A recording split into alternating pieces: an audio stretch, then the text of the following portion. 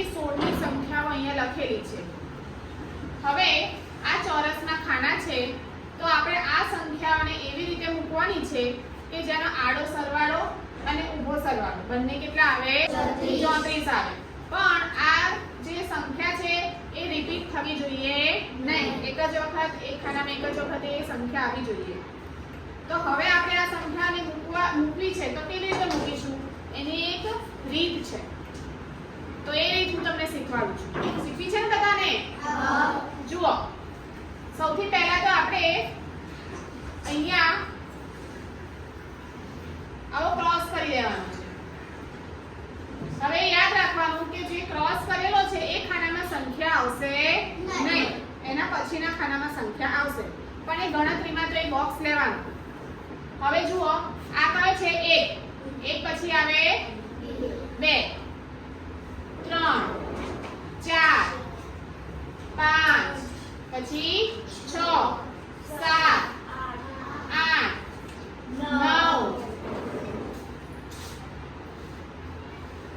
10, 11, 12, 13, 14, 15 અને 16 સંખ્યાઓ લખાઈ ગઈ।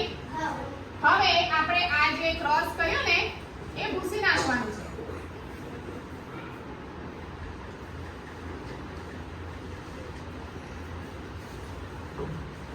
જે બાકી રહ્યા ખાના એમાં આપણે સંખ્યા લખીશું। પહેલા આવશે 1, પછી 2, 3, 4, 5, 6, 7, 8, 9, 10, 11, 12, 13, 14, 15, 16।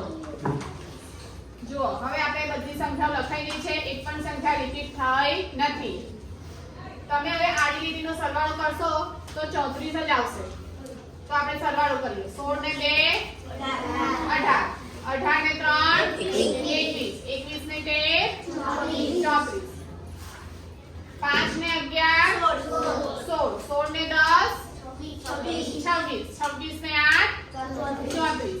એવી જ રીતે આ લીટીનો સરવાળો કરીએ। 9 ને 7 16, 16 ને 6 22, 22 ને 12 34, 4 ને 14 18, 18 ને 15 33, 33 ને 1 34।